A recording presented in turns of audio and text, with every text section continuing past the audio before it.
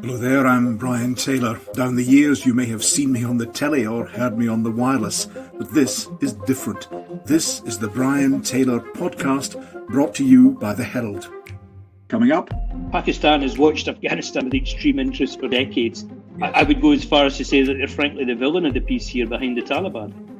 First thing we need to see is a focus on the Scottish economy rather than a focus on some of the other peripheral interests, such as independence, that unfortunately has distracted the Scottish Government the SNP for far too long.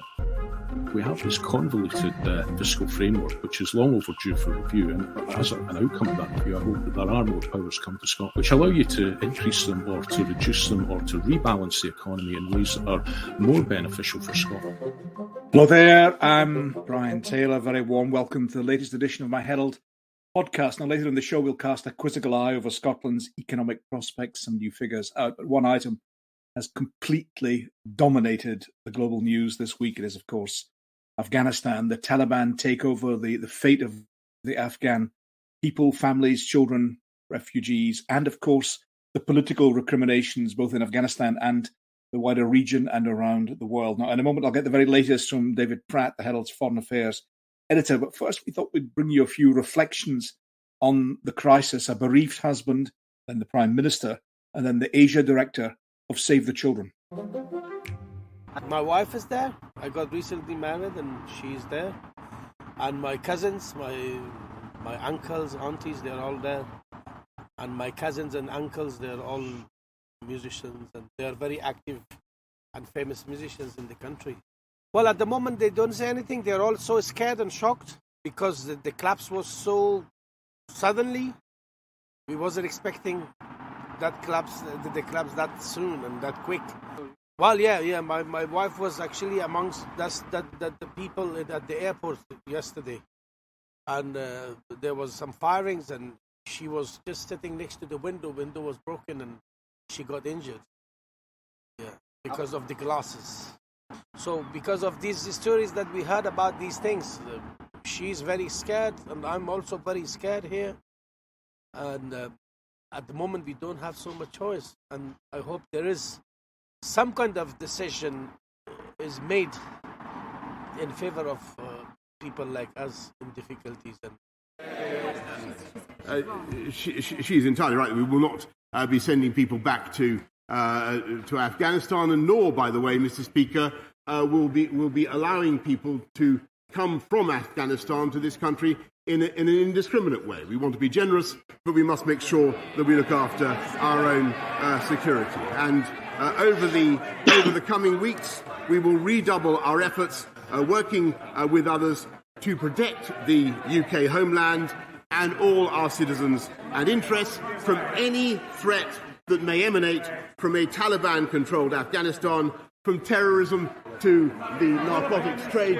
At the moment, the situation in pretty much whole of Afghanistan is very dire.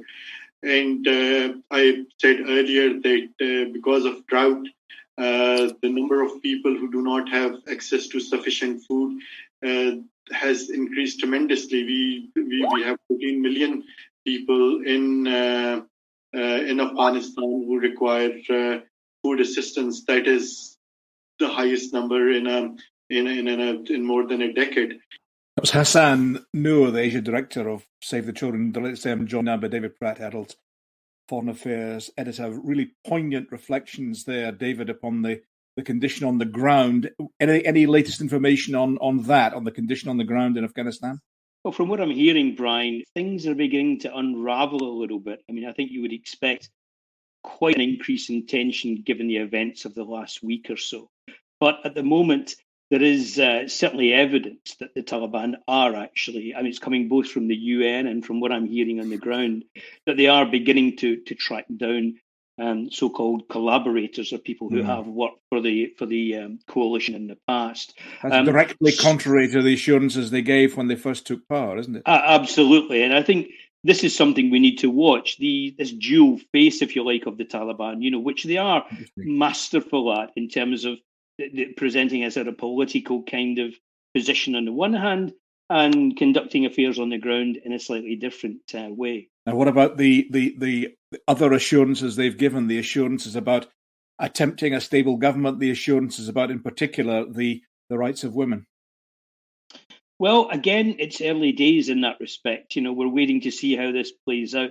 I think my biggest fears at the moment, Brian, is that it's such a tinderbox situation that it wouldn't take much, really, for things to seriously start to unravel.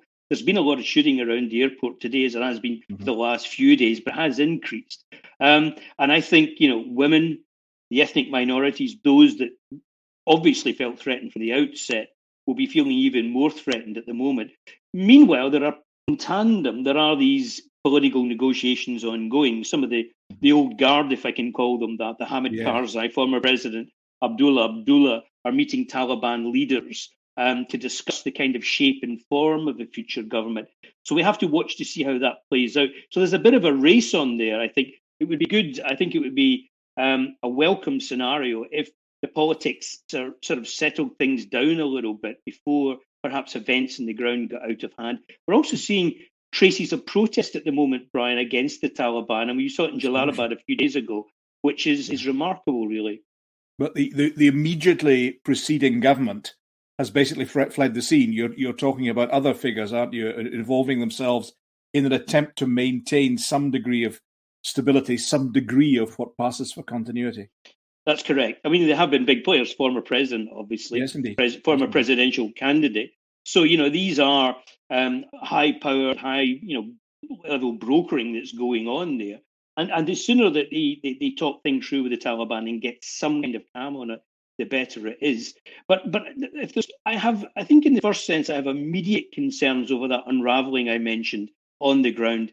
Anybody who's been in these situations, and I have on numerous occasions, it doesn't take much for things to get completely out of hand, and the shooting to really begin. The other thing we're not seeing, of course, is what is going on in remote provinces in Afghanistan. I was going to ask that, Can there be a distinction between what is being said centrally to the world in Kabul and what is actually happening in Kandahar and individual areas around Afghanistan?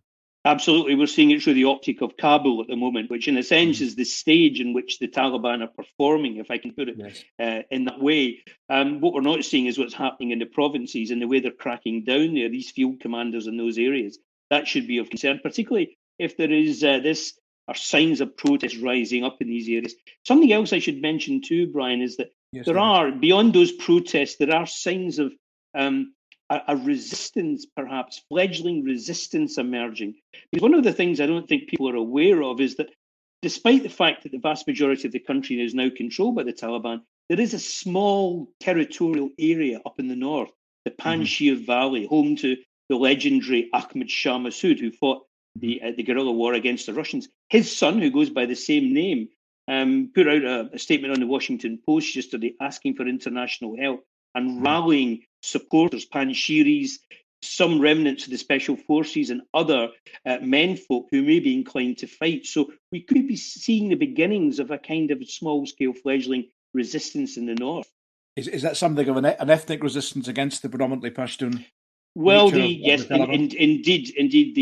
Panjshiris are predominantly Tajik, and they will be joined by ethnic minority groups like the Hazaras, of course, who are persecuted by the predominantly Pashtun Taliban, and have every reason to join that resistance. There is a historical, shall we say, tradition of alliance between the Hazara groups and the Tajiks, Massoud's people, and other groups there when they fought the Soviets. So there's almost a sort of resurrection, a hint of a resurrection of that. I should stress that it's just a fledgling hint at the moment, but it was quite a statement in the Washington Post yesterday by Massoud. Well, is it possible, before we move on to global recriminations, is it possible to give any sort of forecast of whether this will be different from the 1990s Taliban? Is it a different being, a different sort of organization? Initial reactions would suggest that it is, but again, I stress that it's early days.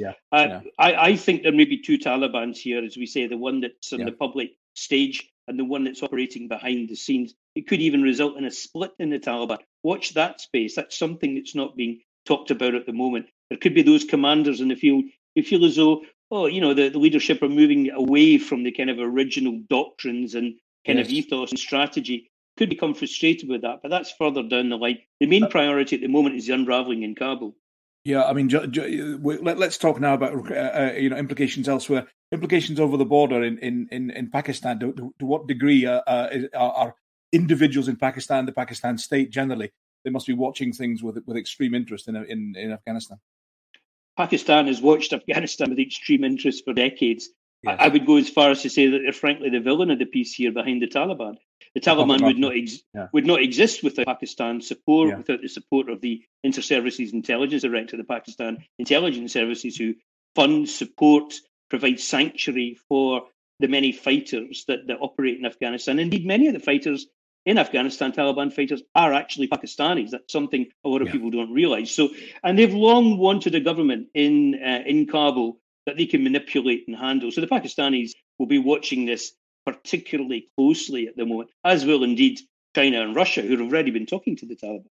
And let's talk about the US as well. The US president looking, well, let's go no higher than uncomfortable, but certainly looking pretty uncomfortable. But when it would appear that they got the intelligence wrong about the degree of resistance that there would be to the Taliban once the US troops withdrew, and he's now having to say, isn't he, that the US troops may have to stay there at the very minimum to protect US citizens and allies.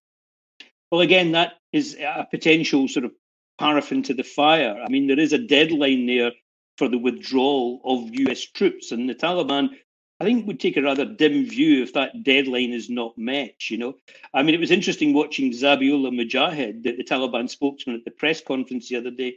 When I was last in Kabul and spoke to him on the phone, as many journalists did, without ever seeing his face, he constantly reiterated that point, that deadline must be met. US and foreign troops must be out of the country. Now, Biden and the administration might say they're only keeping them there to secure the safe passage of Western individuals and people they're trying to evacuate.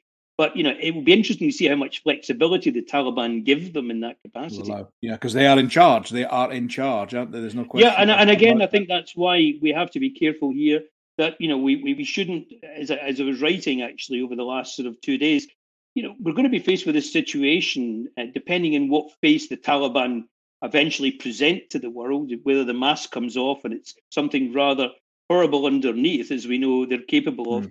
But we will have to, at some point, shake hands with them, not necessarily apologise and shake hands, but we may have to talk to them in the future. That's the realpolitik. It's the realpolitik that the West will have to engage with. And frankly, it's the realpolitik the Taliban face with, because they cannot function and run a government without outside assistance as a pariah state. That's a simple fact of life for them. So it's still early days, but there's an awful lot happening on the ground that we need to keep an eye on. Let's talk about the impact on the UK government. Dominic Raab, the Foreign Secretary, and by comparison with the global calamity of these matters, it's a minor matter, but it is nonetheless a matter that is causing some problems for the Foreign Secretary. Could you explain that to our listeners and viewers, if you could? Well, I think it's a huge embarrassment. I mean, obviously, Raab was on a holiday. I mean, they seem to have been caught with their pants down, if you pardon the expression. It's not just a failure of intelligence that the Western US-led coalition had in Afghanistan recognised what was unravelling before their eyes. But, the UK is part of that coalition, a big part of that coalition. And, they've dropped their guards. And it would suggest that the politicians here have doubly dropped their guards. That's been evident in terms of the response at the moment. I think it looks bleak. This is a bad moment for them. It's also a very, very poignant, sharp reminder, despite the blustering of, the Tory government, that they are, Britain is still a power to behold across the world. This has shown it in a stark light. Let's be candid about that, And indeed, I think the West will be reassessing its entire position over that. We've had a number of commentators on that recently. David, how can I put this gently? I mean, I've covered news matters for a rather long time. You've covered foreign affairs for a fair wee while as well. Did you ever think we'd be back to this 20 years on from the Taliban being cast from power? Well, the funny thing is, Brian, 40 years ago when I first went to Afghanistan, during the Soviet era and covering the war there, if anyone had told me that the Mujahideen, as they were then called, having got rid of the Soviets, would eventually be fighting, or a form of them would be fighting the Americans and the British who supported then the Mujahideen, although the Taliban are an entirely different entity, I would have said, you've got to be joking. So, anything is possible in this situation. It doesn't come as a surprise to me at all. I think it's come as a surprise in terms of the speed, the rapidity, the failings, but it doesn't come as a surprise. Afghanistan, as I've learned over 4 decades, Brian, is full of surprises. David, thank you very, very much indeed. Great to have you on this podcast. And of course, we'll keep you up to date. David will keep you up to date in the Herald. We'll keep you up to date during this podcast.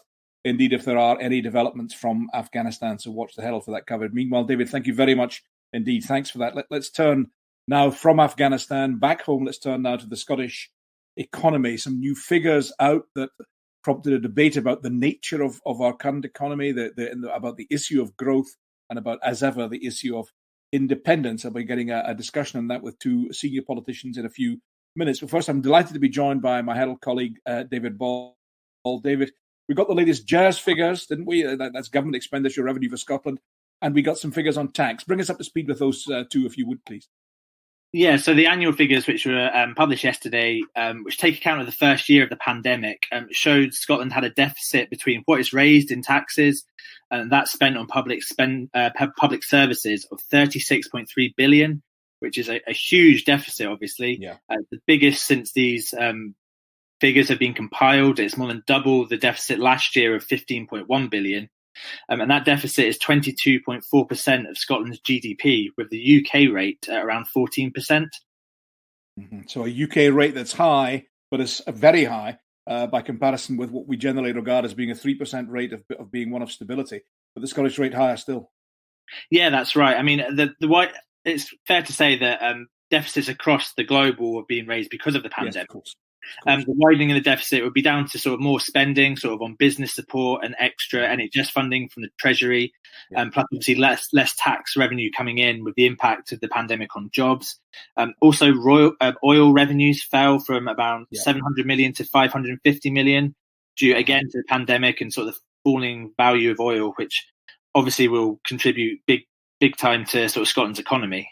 David, we got figures as well a bit previous to the GERS figures suggesting the amount of money, and of course Scotland now has a different income tax system from the rest of the UK, the amount of money that is levied from taxpayers, but relatively comparatively little of that going directly to productive public spending.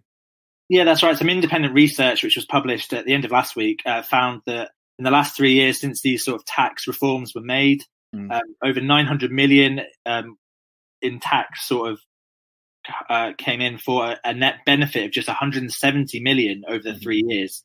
And the study kind of revealed sort of risks inherent to sort of tax devolution, where you mentioned we've got these sort of 5 bands compared to the 3 bands in the rest of the UK. And basically the Treasury claws back the rest because the fiscal framework says that there will only be a comparable system to the previous system if Scotland's economic performance matches the rest of the UK, and it didn't. It fell short in terms of growth per capita. Yeah, that's right. Essentially, it's being sort of propped up by the Treasury and that fiscal framework that you mentioned. And the fiscal framework, of course, being reviewed at the present moment. David, thanks very much. Hang on to those thoughts for a second. I'm delighted to be joined now to discuss all of that, the economy, growth, the future of Scotland. Joined by Richard Thomson, MP, who speaks on finance in the Commons for the SNP, a very senior frontbencher, by Jamie Halcro Johnston, MSP, also a senior Conservative frontbencher in the Scottish Parliament, a spokesperson on business. Thanks to both of you for joining us.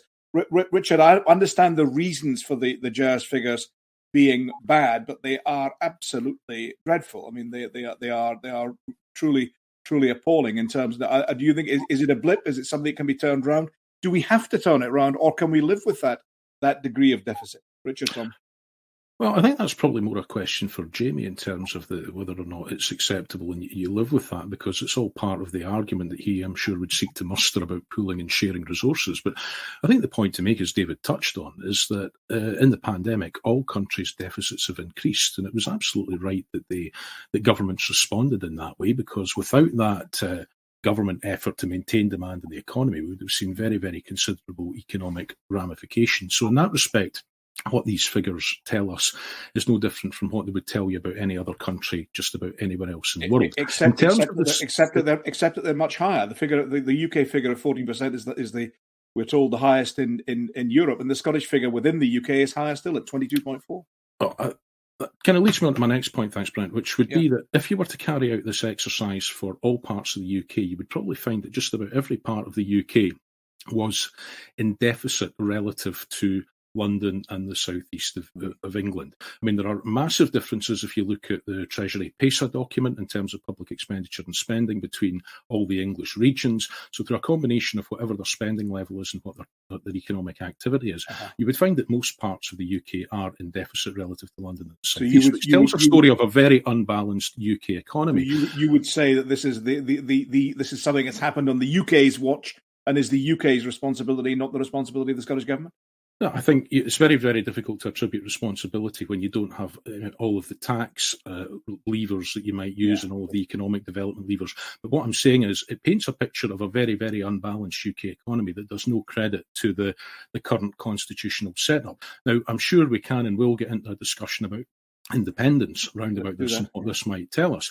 But I think there are a number of problems with using GERS as a proxy for independence. We can maybe dig into some of the detail on that later. But it is about... It does assume that you change absolutely nothing from how the UK spends, and it does assume an awful lot of spending takes place in Scotland, when actually it doesn't.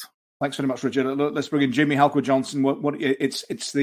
It's the fault of it's happened under the UK Constitution. It's happened on the UK's watch. Yeah, Brian, I'm old and long enough in the tooth to remember when GERS were the absolute example of why Scotland should be independent for most Scottish nationalists.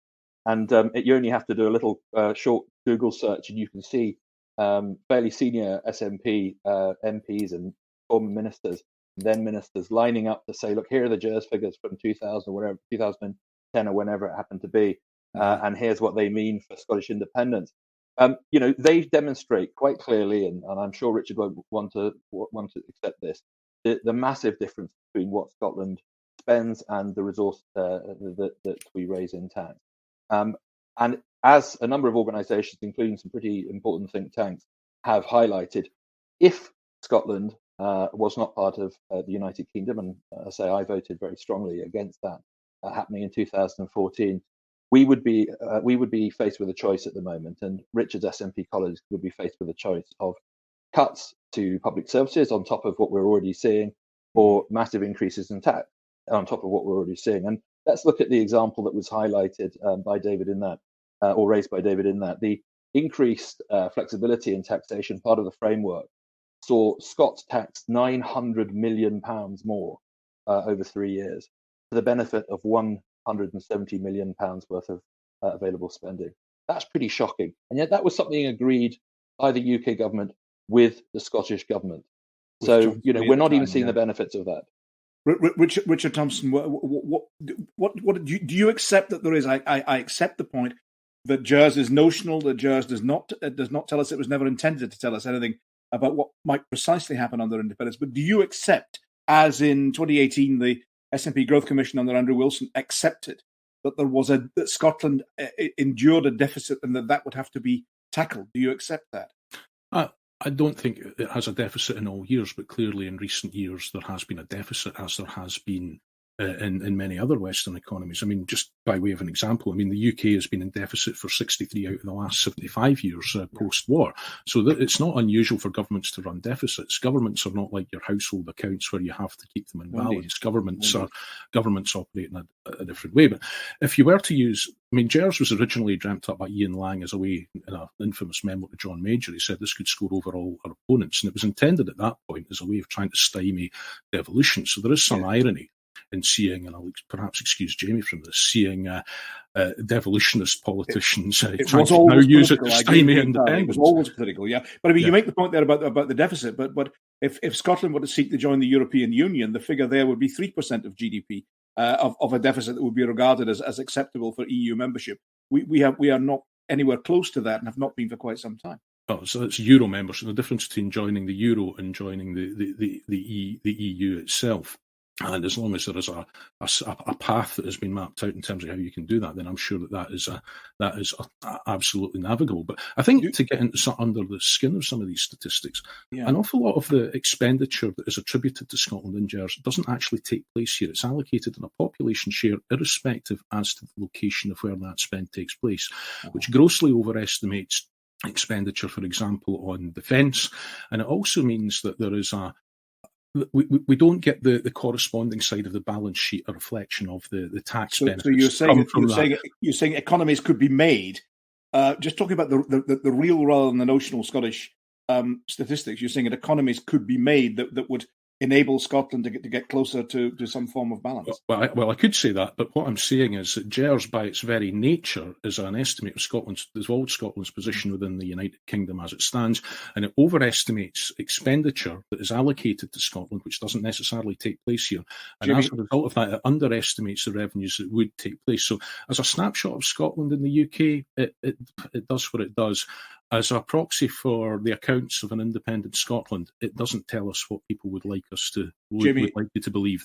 Thanks, Richard. Jamie Halcro Johnston.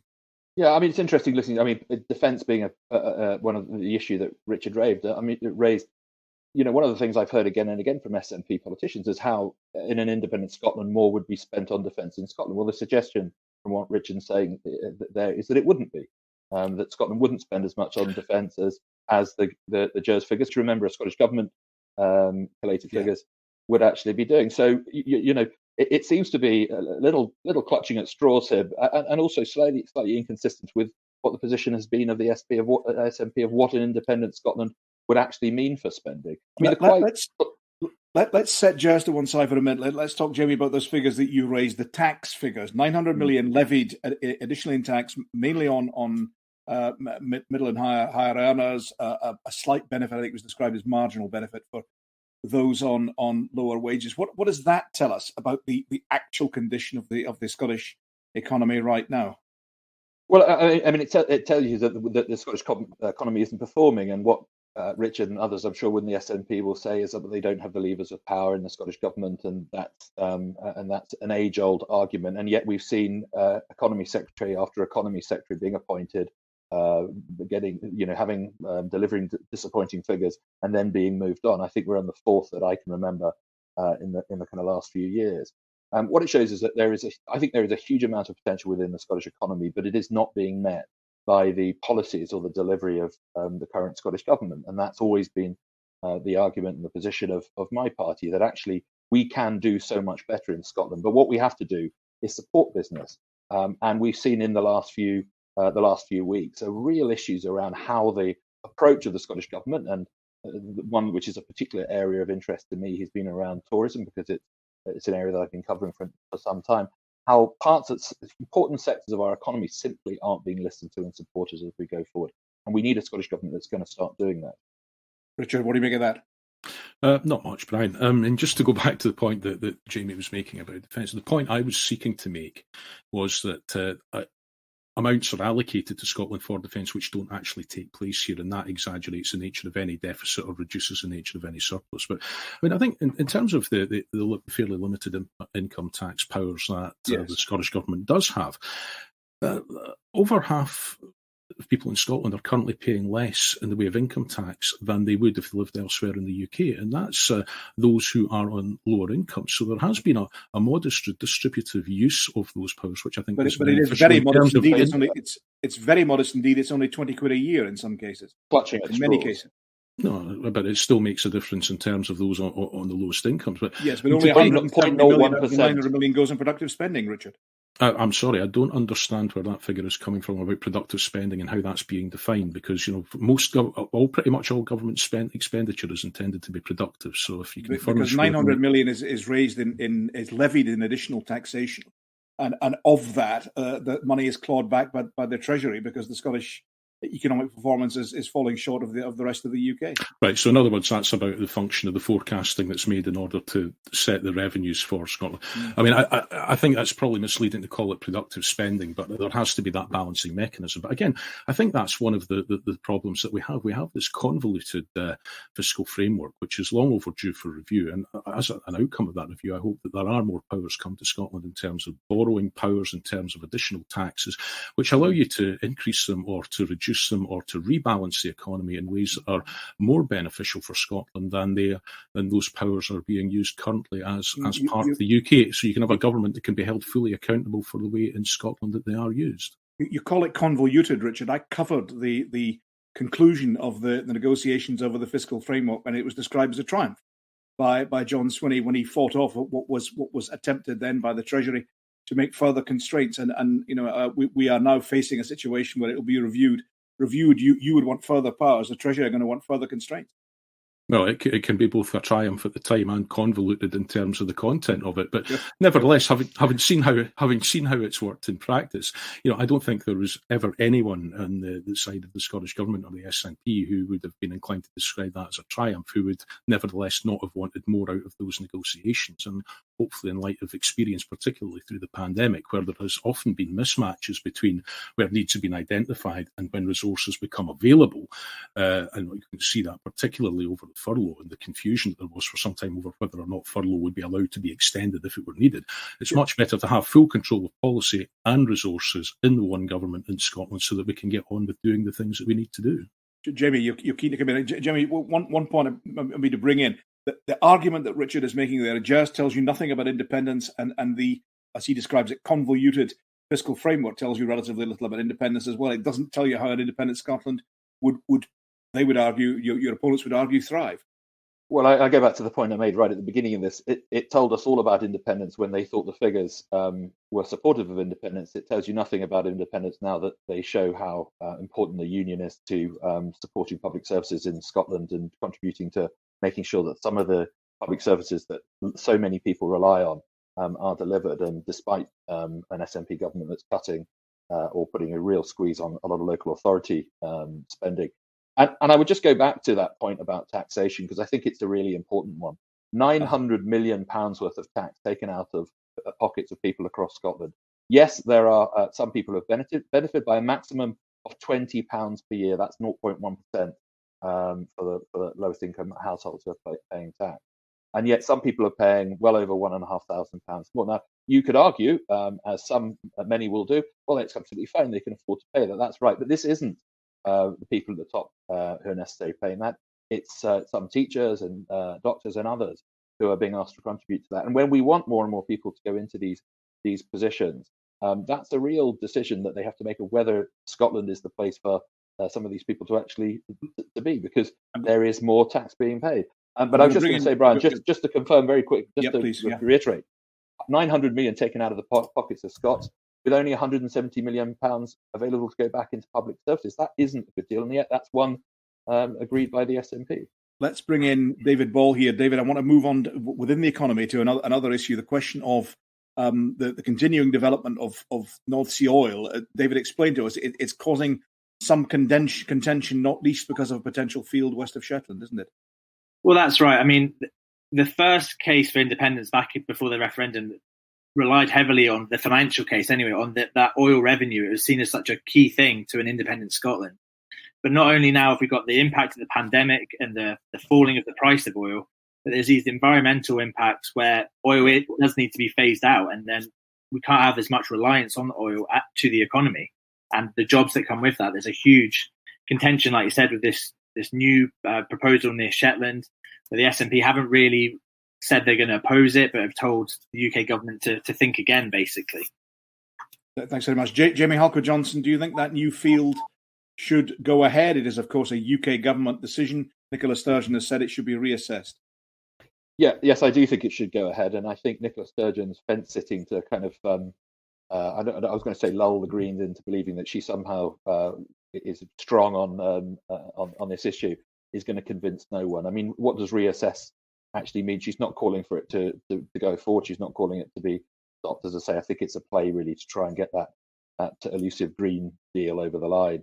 It's a huge amount of work going in by the oil and gas sector. We recognise, I've worked with the sector in various roles for over a number of years, and I know that they recognise that things are changing. We have huge commitments to combat climate change, and the UK government obviously has put a £16 billion North Sea deal in there to try and transition out of oil and gas. But the simple factor is that the UK economy, albeit a major economy, contributes, I think it's 1% of emissions. We have our part to play, a huge part to play.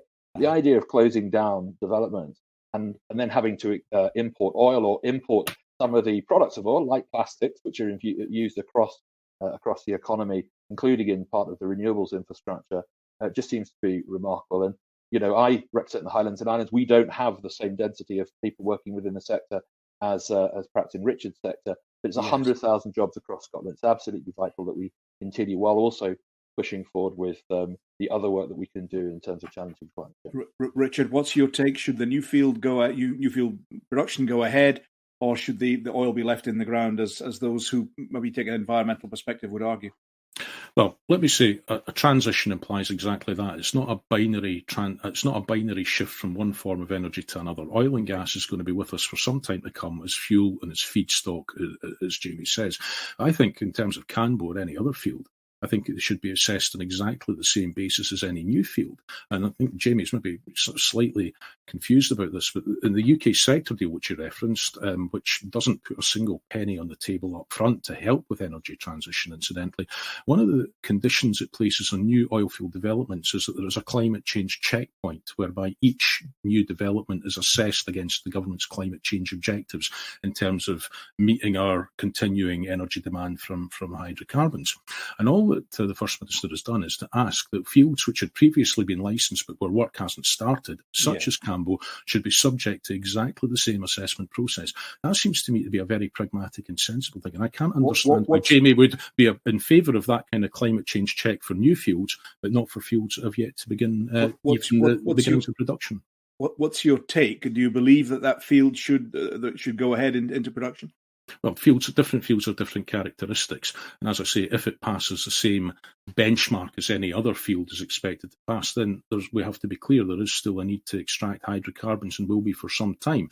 But at the same time, that's got to be part of a transition in terms while we're maintaining our energy security and meeting our energy needs, a transition to newer forms of energy, whether that's renewable electricity and newer applications for that, or, as I very much fervently hope, a transition into the hydrogen economy, which we're very well placed to be part of in the northeast of Scotland. But Richard, as Jamie reflected there, as David Ball mentioned earlier, your party is perhaps about to sign a deal, agreement. It's not a coalition, an agreement with the Greens and in the Scottish Parliament and in Scottish Government, and the Greens say leave it in the ground. Well, the Greens can say leave it in the ground. This is a decision which, I wish it was a decision which rested with the Scottish Government. But I think when you're looking at the development of fields, let's assess them on the same basis. Let's have the level playing field of that climate change checkpoint, and let's see which ones pass muster and which ones don't. Because it seems to me odd that you would have this climate change checkpoint for any new exploration, but give a free pass to other fields which were maybe discovered some time ago where no work has been undertaken. But you believe there has to be a field. Forgive me, you believe there has to be a continuing future for oil, at least during that transition period. How many years might that be? Well, that could be for up until the point where we're looking to be at net zero.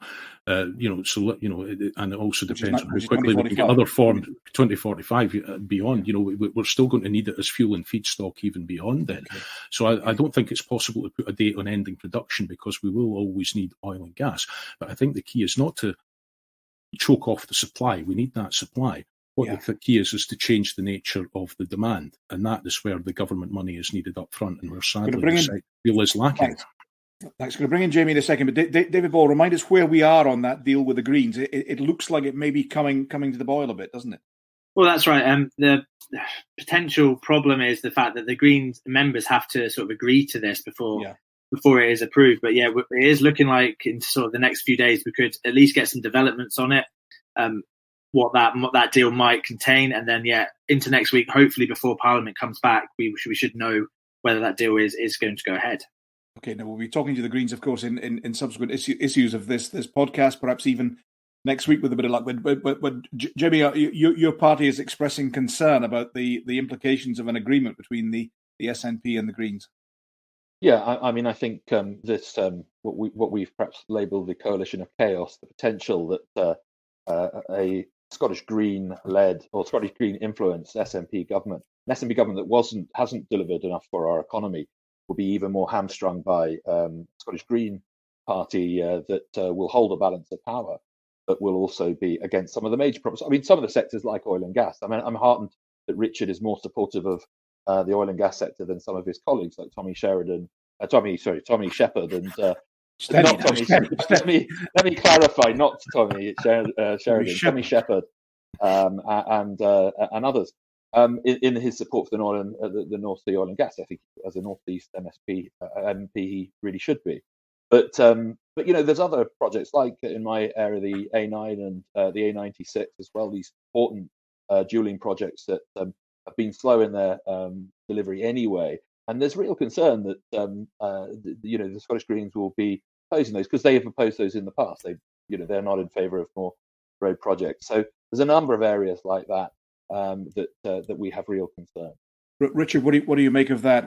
What degree of influence would the Greens have over the SNP in government? I mean, you are, after all, in Scottish Parliament only one short of an overall majority. Yeah, and I think any deal would need to reflect that. But I'm just having a little chuckle to myself, the idea of Jamie talking about any coalitions of chaos, given the experience down at Westminster over the last few years when the DUP held the balance of power with the Conservatives over Brexit. But yeah, you're absolutely right. The SNP is very, very close to being in a majority position now. That means it's a parliament of minorities. I think parliaments of minorities have worked very well at times throughout the history of devolution. Sometimes we've had formal coalitions, sometimes we've had minority government, and each has been appropriate to its circumstances. But I think the thing that has changed quite significantly from those heady days of 2007 and the minority first SNP government is that it's quite a fractious chamber from my perspective. Now, certainly Westminster's extremely fractious as well. But in terms of the ability to strike deals with other parties, there are parties like the Conservatives who were able to do deals with the SNP over matters to do with budgets and LEs, and they seem to have completely retreated from wanting any kind of influence in favour of being able to write vitriolic press releases. But if I was in government, if I was in Holyrood, it's about power, it's about decisions, it's about getting something out of your manifesto, and the Conservatives don't seem to be remotely interested in that. Why a Green Deal now, Richard? Jamie, please, sorry. Go on. Jamie, go on. Sorry, Brian, yeah. Why a Green Deal now? I mean, the last Scottish government was a minority government. It didn't push ahead with some of its main priorities, but it pushed ahead with others. It worked with the Greens and others to deliver, and I have voted with the SNP and all parties on amendments to bills and the like. So why a Green Deal now, Richard? Well, you're in that particular parliament, Jamie. But I think you're in that particular party. So yeah. I mean, Joanna. I'm the one that's been asked that particular question. So I think you'd have to take an assessment of what the politics are likely to be. And I mean, certainly, I don't get the feeling that Douglas Ross is going to be in the mood to turn up to budget negotiations with a bottle of wine and a bunch of roses. And I certainly don't get the feeling that the Labour Party are in much of a position to negotiate. And certainly, I think Willie Rennie has been quite hostile in many respects to the Scottish Government. I'm not sure that Alex Cole-Hamilton, after his coronation, will necessarily be any more favourable. So you have look at the politics that's there and the deals that are there to be done. Fine, I understand that. But Richard, what about Jamie's point that the Greens are they say leave the oil in the ground? Okay, we've discussed that. But they also say a halt on road developments like the A9 and the A96, relatively close in both cases to your own constituents. I think there's clear cases to proceed with both of those projects on environmental grounds and on safety grounds. I mean, I think clearly travel patterns have changed in many respects post-pandemic. I think it's right that the projects are scrutinised to make sure we're getting the best value for the public pound. But at the same time, it's clear that the investment like that needs to go ahead, and certainly. Just to take the A96 as an example, we know it's a long-term project, but there are elements of that need to go ahead on the shortest time scale that they can. So I don't necessarily. That's a project that is going to extend beyond the lifetime of any of the current Parliament, because that's the nature of road building projects. But in an environmental and particularly on safety grounds and economic grounds, I think there's very strong arguments for continued investment in both these routes. We're almost out of time, folks, but forgive me, we're almost out of time. Let's give Jamie Halcro Johnston and Richard Thomson some final thoughts on how we enhance, grow, improve the nature of the Scottish economy. Jamie Halcro Johnston, first of all, what are we getting wrong, if you like? What do we need to do? Presumably, we do wish to grow the Scottish economy, or is that being abandoned as an objective? I don't know. But Jamie Halcro Johnston, what do we do to grow the Scottish economy? Well, I think the first thing we need to see is a focus on the Scottish economy rather than a focus on some of the other peripheral interests, such as independence, that unfortunately has distracted the Scottish Government the SNP for far too long.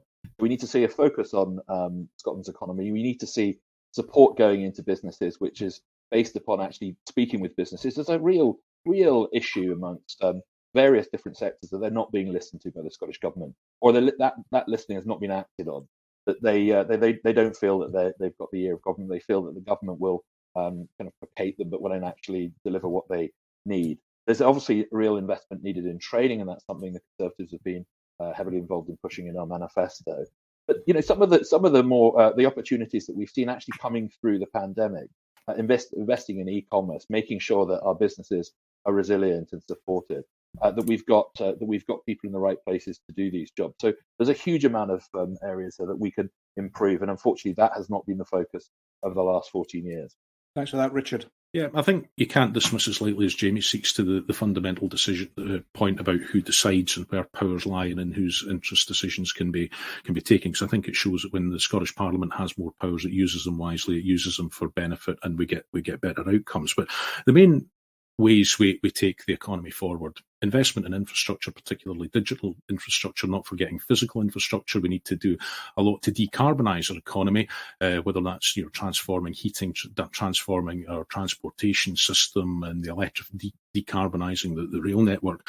We also need to embrace energy transition, as I said earlier, in terms of particularly keeping the prosperity that we have in the Northeast and the talent, the human capital that we have in the Northeast, getting that into the hydrogen economy and industrialising the opportunities there. Because I think that the comments that the Prime Minister made when he came up to Scotland the other week about Margaret Thatcher, having a lead on the energy on climate change with closing the coal pits, will have sent a chill down people's spine about what that could mean if that same kind of approach were followed. But we need to embrace that transition positively. Also, we need to do more to diversify our economy. We need to be more of an exporting economy, notwithstanding the burdens that have been thrown in our way through Brexit. But we need to diversify our export base. We need to internationalise our economy. And we also need to diversify our domestic economy. In the northeast of Scotland, we've identified areas like adding more value to food and drink, doing more to develop tourism. It's lots and lots of little small things like that, as well as the big strategic issues, in order to make sure that we've got worthwhile economic, that we're making good investments, that we have a strong, diverse, resilient economy which is equipped for the climate and global challenges that we're going to be facing in the decades ahead. Thank you very much indeed, Richard, Jamie, David. Thanks very much indeed for joining me today to discuss this. Any and all of these things might come up in the programme for government. I think it's the week after next, the return of the Scottish Parliament. We're hoping to do in just prior to the September return, intending to do a programme looking ahead to that. But of course, join me next week as well for an edition of the podcast. For now, from me, Brian Taylor, good luck.